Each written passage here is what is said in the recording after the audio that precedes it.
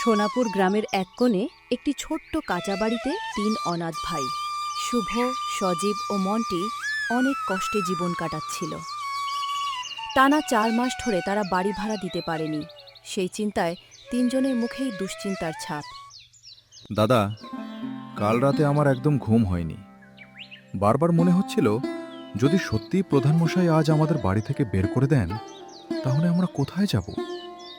আমাদের তো আর কেউ নেই যে আশ্রয় দেবে। আমিও সারা রাত সেই কথাই ভেবেছি। গ্রামের প্রায় সব বাড়িতেই গিয়েছি, কারো কাছে সাহায্য চেয়েছি, কারো কাছে কাজ চেয়েছি, কিন্তু সবাই এমনভাবে ফিরিয়ে দিয়েছে যেন আমরা এই গ্রামের মানুষই নই। তবুও তোদের কথা ভেবে আমি হাল ছাড়তে পারি না। দাদা, আমার মনে হয় শুধু টাকার জন্য আমাদের সঙ্গে এমনটা হচ্ছে না। অনেকদিন ধরেই গ্রামের মানুষ আমাদের এড়িয়ে চলছে। মনে হয় যেন তারা আমাদের পরিবারকে ঘৃণা করে, কিন্তু কেন সেটাই বুঝতে পারছি না। ঠিক তখনই বাইরে থেকে প্রচণ্ড রাগী গলায় ডাক ভেসে এলো। এই শুভ, দরজা খোল, সবাই বাইরে বেরিয়ে আয়। ৩ ভাই বাইরে বের হতেই দেখে গ্রামের প্রধান কয়েকজন লোক নিয়ে তাদের সামনে দাঁড়িয়ে আছে। প্রধান মশাই, এত সকালে কি কারণে এসেছেন? কারণ তোকে আগেই বলেছিলাম, 4 মাস ধরে ভাড়া দিসনি। আজ এই বাড়ি খালি করে দিবি, আর এক মুহূর্ত এখানে থাকতে দেব না। প্রধানমশাই, আমরা পালিয়ে যাব না, শুধু আর কয়েকটা দিন সময় দিন। আমি আর আমার 2 ভাই দিন রাত পরিশ্রম করে আপনার সব টাকা শোধ করে দেব। আমাদের রাস্তায় নামিয়ে দেবেন না। আমার কান আর তোমাদের অজুহাত শুনতে চায় না। এখনই বের হয়ে যা, না হলে লোকেরা বের করে দেবে। আপনি তো গ্রামের প্রধান, গ্রামের অসহায় মানুষকে সাহায্য করার বদলে এভাবে অপমান করছেন। একদিন এই অন্যায়ের বিচার অবশ্যই হবে। আমাকে জ্ঞান দিতে আসিস না। এই বাড়ি আমার, আমার অনুমতি ছাড়া এখানে তোমাদের থাকার কোনো অধিকার নেই। সেদিন তারা এদিক ওদিক ঘুরে বেড়ালো, কিন্তু কোথাও আশ্রয় মিলল না। দাদা, আমার আর হাঁটার শক্তি নেই। মনে হচ্ছে আমাদের ভাগ্যে থাকার জন্য কোনো ঘর নেই। এমন কথা বলিস না। যতক্ষণ আমরা একসঙ্গে আছি ততক্ষণ আমরা হারব না। ঈশ্বর নিশ্চয়ই আমাদের জন্য একটা পথ খুলে দেবেন। ঠিক তখনই আকাশে কালো মেঘ জমল। ঝড় শুরু হওয়ার আগে 3 জন দৌড়ে বনের ভেতরে ঢুকে পড়ল। কিছু দূর গিয়ে তারা একটি খোলা জায়গা দেখতে পেল। দাদা, দেখো জায়গাটা কত সুন্দর। পাশে ঝর্ণা আছে, চারদিকে বড় বড় গাছ। এখানে কেউ আসে বলেও মনে হচ্ছে না। আমার মনে হচ্ছে এখানেই আমাদের নতুন জীবন শুরু হতে পারে। তুই ঠিক বলেছিস। আমরা যদি এখানে নিজেদের হাতে একটা ছোট কুঁড়ে ঘর বানাই, তাহলে আর কেউ আমাদের তাড়াতে পারবে না, ভাড়ার চিন্তাও থাকবে না। সত্যি দাদা, তাহলে আজ থেকেই এই জায়গাটাই হবে আমাদের নিজের বাড়ি। হ্যাঁ, এই পৃথিবীতে কেউ আমাদের জায়গা না দিলে আমরা নিজেদের জায়গা নিজেরাই তৈরি করব। 3 ভাই ডালপালা, বাঁশ, পাতা আর মাটি জোগাড় করে সূর্য ডোবার আগেই একটি ছোট্ট কুঁড়ে ঘর তৈরি করল। রাতে তারা ক্লান্ত শরীরে ঘুমিয়ে পড়ল, কিন্তু মাঝরাতে হঠাৎ ছাদ দিয়ে পানি পড়তে শুরু করল। শুভ দাদা, তাড়াতাড়ি ওঠো, আমাদের নতুন ঘরের ছাদ ভেঙে পানি ঢুকছে। রাতে নিস্তব্ধতা ভেঙে ছাদের ফোঁটা ফোঁটা পানি ঘরের ভেতরে পড়তে লাগল। বাইরে ঝড়ের গর্জনে শালবন কেঁপে উঠছিল। 3 ভাই এক কোণে গিয়ে বসল। শুভ দাদা, আমরা কত কষ্ট করে এই ছোট্ট ঘরটা বানিয়েছিলাম। যদি আজ রাতে এটা ভেঙে যায়, তাহলে আবার আমরা কোথায় যাব? মনে হচ্ছে ভাগ্য আমাদের একটু সুখও সহ্য করতে পারছে না। ভয় পাস না সজীব, একটা ঘর ভেঙে গেলে আবার বানানো যায়, কিন্তু যদি আমাদের সাহস ভেঙে যায়, তাহলে আর কিছুই করে তোলা যাবে না। রাতটা কোনোভাবে কাটিয়ে দে, সকাল হলেই আমরা ছাদটা আরো মজবুত করে বানাবো। দাদা, আমার একটা বুদ্ধি এসেছে। কাল যদি আমরা নদীর ধারে শক্ত কাদা মাটি এনে ছাদের উপর মোটা করে লাগিয়ে দিই, তাহলে হয়তো আর পানি ঢুকবে না। আমি ছোট হলেও কাজ করতে পারবো, তোমরা আমাকে আটকাবে না। তুই ছোট হলেও আমাদের সবচেয়ে সাহসী। ঠিক আছে, কাল আমরা 3 জন একসঙ্গে কাজ করব। এই ঘরটাকে এমন মজবুত বানাবো যেন কোনো ঝড় সহজে ভাঙতে না পারে। সারা রাত 3 ভাই ভিজে মাটির উপর বসে কাটিয়ে দিল। কারো চোখে ঘুম এলো না। ভোরের সূর্য উঠতেই বৃষ্টি থেমে গেল। তিনজন কোনো সময় নষ্ট না করে কাজে নেমে পড়ল। সজীব, তুই বাঁশগুলো ধরে রাখো। মন্টি, তুই শুকনো পাতা আর দড়িগুলো এনে দে। আমি নদীর ধারে শক্ত মাটি নিয়ে আসছি।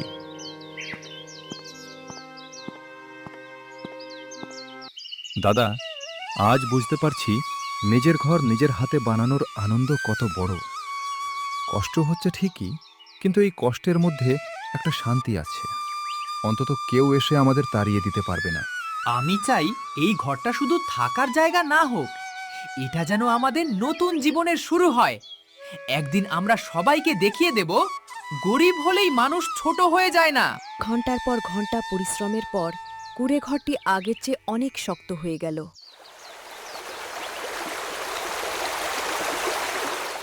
কি ভাবছো দাদা? সকাল থেকে তোমাকে খুব চিন্তিত লাগছে। শুধু এইভাবে বন থেকে খাবার জোগাড় করে বেশি দিন চলবে না। আমাদের একটা কাজ দরকার। নিয়মিত আয় না হলে ভবিষ্যতে আবার সমস্যায় পড়ব। তাহলে আমরা এবার গ্রামের প্রধানের কাছে নয়, গ্রামের অন্য কারো কাছে কাজ চাইব। সবাই তো আর খারাপ হতে পারে না। নিশ্চয়ই একজন ভালো মানুষ আমাদের সাহায্য করবেন। ঠিক বলেছিস। আজই আমরা গ্রামে যাব। যে কাজই হোক সৎভাবে করব। নিজের পরিশ্রমে উপার্জন করব। তিন ভাই নতুন আশা নিয়ে সোনাপুর গ্রামের দিকে রওনা দিল। তাদের বিশ্বাস ছিল গ্রামের সবাই খারাপ হতে পারে না, কেউ না কেউ নিশ্চয়ই কাজ দেবে। কিন্তু তারা জানতো না আজকের দিনটা তাদের জন্য আরো বড় অপমান নিয়ে অপেক্ষা করছে। শোন, আমরা কারো কাছে ভিক্ষা চাইতে যাচ্ছি না। আমরা শুধু একটা সৎ কাজ চাইব। কাজ ছোট বা বড় যাই হোক, নিজের পরিশ্রমের টাকায় বাঁচব। তাই কেউ খারাপ কথা বললেও মাথা ঠান্ডা রাখবে। দাদা, আমি প্রতিশ্রুতি দিচ্ছি, রাগ করব না। কিন্তু যদি কেউ আমাদের বাবা মাকে নিয়ে অপমান করে, তখন নিজেকে সামলানো খুব কঠিন হবে। এতদিন ধরে সবাই আমাদের ঘৃণা করছে, অথচ আমরা জানি না আমাদের অপরাধটা কি। তোমরা শুধু সাহস রাখো। আমার মনে হয় ঈশ্বর এত কষ্ট দিচ্ছেন কারণ সামনে নিশ্চয়ই আমাদের জন্য ভালো কিছু অপেক্ষা করছে। অন্ধকার যত গভীর হয়, সূর্য ওঠার সময় তত কাছাকাছি চলে আসে।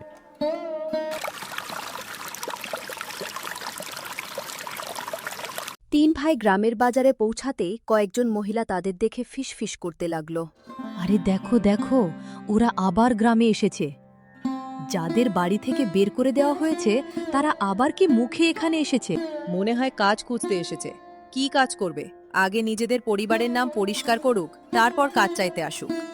তাদের এরকম কথা শুনে সজীবের রাগ চেপে রাখা কঠিন হয়ে গেল। সে বলে ফেলল, আমরা আপনাদের কি ক্ষতি করেছি? আমাদের দেখলেই এত অপমান করেন কেন? আমরা তো কারো কাছ থেকে কিছু ছিনিয়ে নিইনি, শুধু নিজের পরিশ্রমে বাঁচতে চাই। বড় বড় কথা বলিস না। পুরো গ্রাম জানে তোদের পরিবার কেমন ছিল, তাই কেউ তোদের বিশ্বাস করে না। যদি সত্যিই আমাদের পরিবারের কোনো ভুল থেকে থাকে, তাহলে সেটা আমাদের খুলে বলুন। আমরা না জেনে এত অপমান সহ্য করছি কেন? দুই মহিলা একে অপরের দিকে তাকিয়ে হেসে চলে গেল, কিন্তু কোনো উত্তর দিল না। তিন ভাইয়ের মন আরও ভারী হয়ে গেল। কিছুক্ষণ পর তারা গ্রামের এক ধনী ব্যবসায়ীর বাড়ির সামনে এসে দাঁড়াল। লোকটির নাম ধনরাজ। দাদা, আমি শুনেছি উনি অনেক বড় ব্যবসায়ী। হয়তো আমাদের একটা কাজ দিতে পারেন। চলো চেষ্টা করে দেখি। আশা ছাড়া মানুষ বাঁচতে পারে না। তোমরা এখানে কেন এসেছো? আমরা তিন ভাই খুব বিপদে আছি। কোনো দয়া চাই না, শুধু একটা কাজ চাই।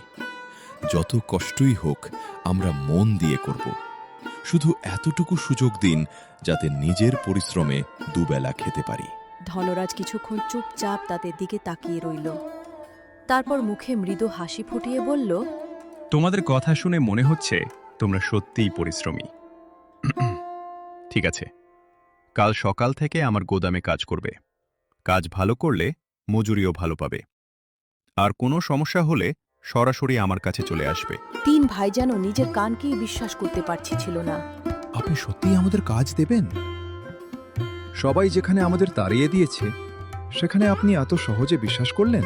মানুষের অতীত নয়, বর্তমানটাই আমার কাছে বড়। কাল সকালেই চলে এসো।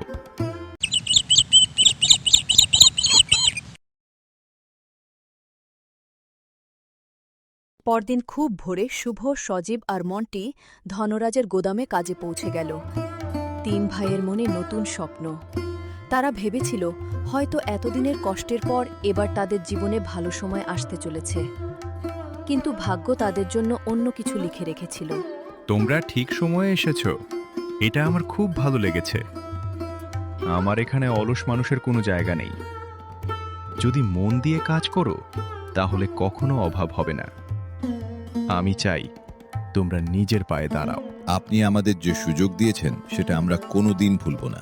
এতদিন সবাই আমাদের দরজা থেকে ফিরিয়ে দিয়েছে, আপনি অন্তত আমাদের মানুষ বলে সম্মান দিয়েছেন। আমরা কথা দিচ্ছি আপনার বিশ্বাস কখনো ভাঙব না। আমি মানুষ চিনতে ভুল করি না। যাও, আজ থেকে তোমাদের কাজ শুরু করো। কোনো সমস্যা হলে আমাকে জানাবে। সারাদিন 3 ভাই মন দিয়ে কাজ করল।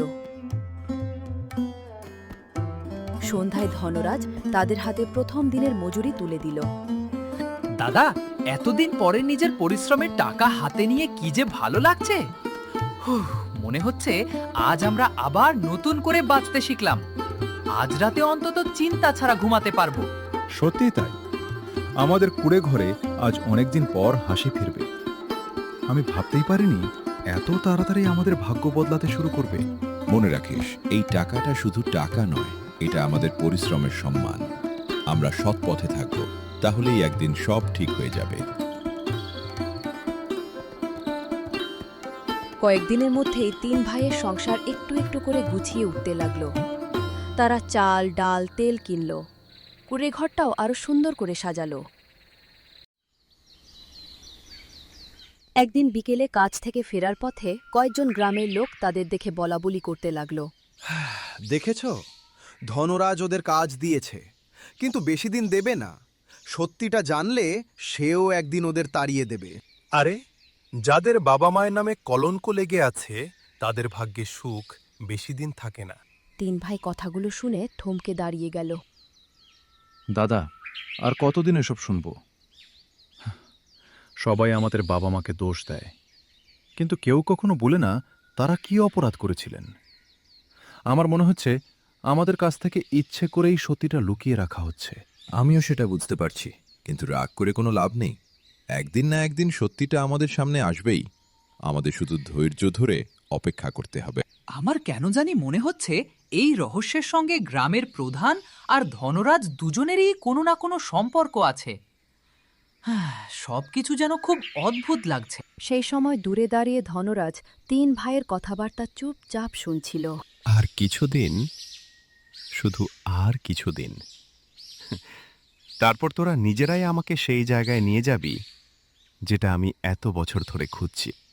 দিন কেটে যাচ্ছিল। ধনরাজের গোদামে কাজ করে 3 ভাইয়ের সংসার ধীরে ধীরে স্বাভাবিক হতে শুরু করেছিল। কিন্তু গ্রামের মানুষ এখনও তাদের ঘৃণার চোখে দেখত। কেউ তাদের সঙ্গে ভালোভাবে কথা বলতো না। আর এই আচরণে শুভর মনে বারবার একটা প্রশ্ন জাগিয়ে তুলছিল, তাদের বাবা মা আসলে কি করেছিলেন। দাদা, আজ বাজারে গিয়েছিলাম। সবাই আমার দিকে এমনভাবে তাকাচ্ছিল যেন আমি কোনো অপরাধ করেছি। একজন মহিলা তো সরাসরি বলেই দিল, মা বাবার পাপের শাস্তি একদিন তোদেরও পেতেই হবে। আমি এত কষ্ট পেলাম যে আর একটা কথাও বলতে পারিনি। আমি আর এসব সহ্য করতে পারছি না। আমরা জন্ম থেকে শুধু অপমান শুনে আসছি, কিন্তু কেউ কখনো সত্যিটা বলেনি। যদি আমাদের বাবা মা সত্যিই কোনো ভুল করে থাকেন তাহলে আমরা সেটা জানব। আর যদি তারা নির্দোষ হন তাহলে সবার সামনে তাদের সম্মান ফিরিয়ে আনব। আমিও ঠিক সেই কথাই ভাবছি। এতদিন শুধু বেঁচে থাকার জন্য লড়েছি, কিন্তু এখন মনে হচ্ছে আমাদের সবচেয়ে বড় লড়াই হবে সত্যিটা খুঁজে বের করা। কারণ মিথ্যা অপবাদ নিয়ে কোনো পরিবার বাঁচতে পারে না।